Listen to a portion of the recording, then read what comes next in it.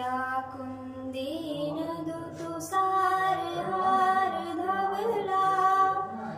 या शुभ्रवस्त्रावृता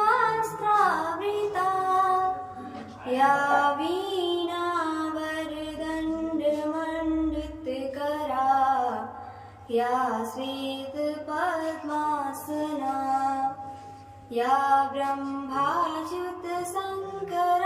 प्रभृतिभिः देवैः सदा वन्दिता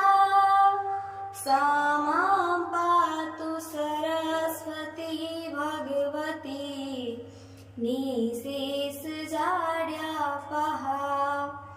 शुक्लां